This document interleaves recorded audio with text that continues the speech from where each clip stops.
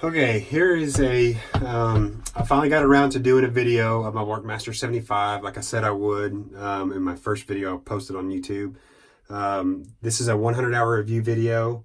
I wanted to do more videos for you guys like I said I would, as far as like seeing the engine and getting underneath it for the up-close look at it with more detail about the mechanics of the tractor, but I hadn't gotten around to it. I've been busy, so now is a great opportunity to show you what happens to a Workmaster 75 at 100 hours, okay? This is what happens. It turns into a Powerstar 75, a 2013 Powerstar 75. And how does that happen? Well, it breaks down on you. I was moving round bales with a 3-point hay spear, and I picked up a bale, put it in the barn, and when I went to lower it, the 3-point wouldn't lower down. So when I got out of the tractor to look at what was going on back here, it was just leaking hydraulic fluid everywhere. And it turns out that on my Workmaster, on this housing, there's a pinhole in the housing, and hydraulic fluid is just spewing out of it. So I think something inside came apart on the 3-point system. So they've got parts ordered for it. When they tear it open, they'll be able to determine what's wrong with it. So I'll keep you guys updated. This is a loaner tractor, and I know on one of the forums, a lot of guys were questioning what the difference is between a Workmaster 75 and a new Powerstar 75.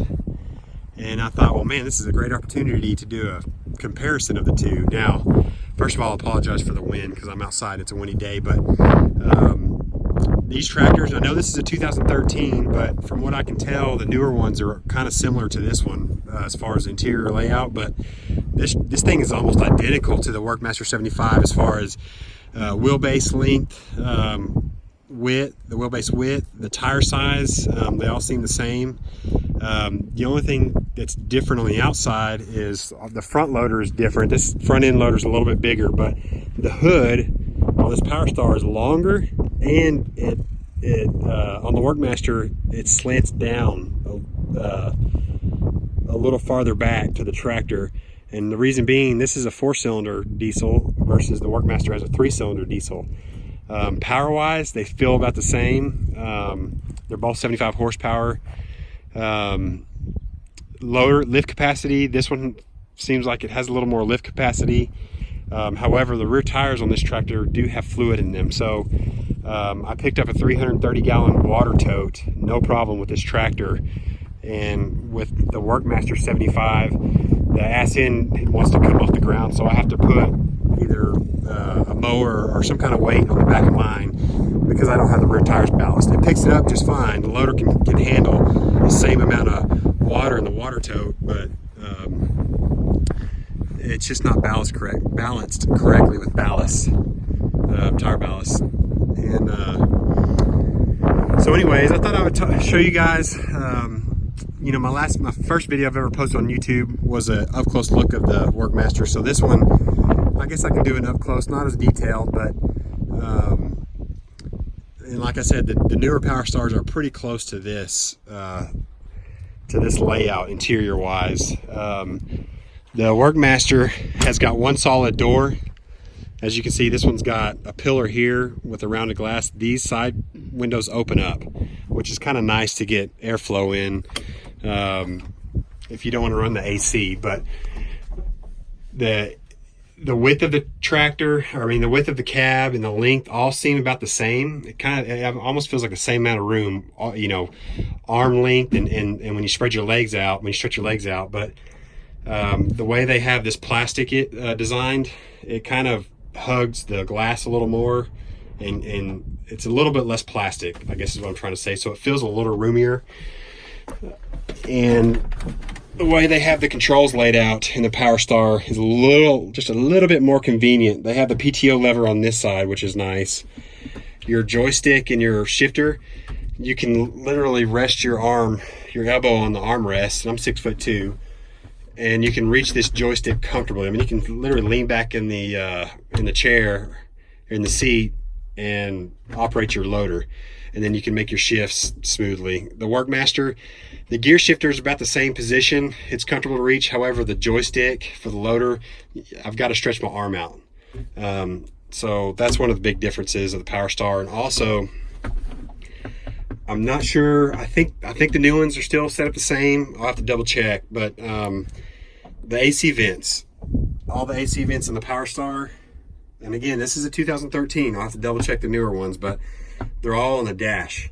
Versus the Workmaster, they're up here. You got 6 vents up top. And I like the vents coming down from the roof because you can really get the air circulating around you better than off the dash. I'm in Central Texas, and when the sun's coming in on this back glass back here, you can really feel the heat coming in. Versus the Workmaster, you can get these back 2 vents in the Workmaster blowing down on you. You got controls on the pillar of a Powerstar. Those are your work lights, front and rear. Your remote valves. These are comfortable. You're comfortably located. Your 4-wheel drive switch, and then your draft control and 3-point. This is an 8x8 transmission. I think the newer ones you can option it for a 12x12. Or even maybe a 24x24. I'll have to double check. Again, if you go to New Holland's website, you can just look up all these specs and verify everything. But yeah, I mean, like I said, this is a 2013. So let's see. Also, I forgot to show you guys this. The front end has got 1 cylinder in the back that connects to both tires. See there, on the Workmaster 75, passenger side, you've got 1 hydraulic cylinder over here. This would be a hydraulic cylinder, and then you got a drag link in the front. So the steering seems a little bit stronger. If you've got this bucket loaded down, or the front end loaded down heavily, and you're at a stop, you can't turn the tires. Same thing on the Workmaster. You kind of have to get the tractor moving a little bit to make a sharp turn if you're at a standstill. And then the rear end, you got 2 remotes, just like on the Workmaster. This arm, it's adjustable by, you have to take this pin out, and you turn this clevis here. Versus the Workmaster, you can adjust both sides easily. But all this is quick attach. But again, this is a 2013. The new ones may be different, and you may be able to option the new ones out. The new Powerstar is way more than the Workmaster. But anyways, when I get the Workmaster back, I will update you guys on what exactly happened once I get it apart and everything ordered for it. So all right, until then, talk to you later.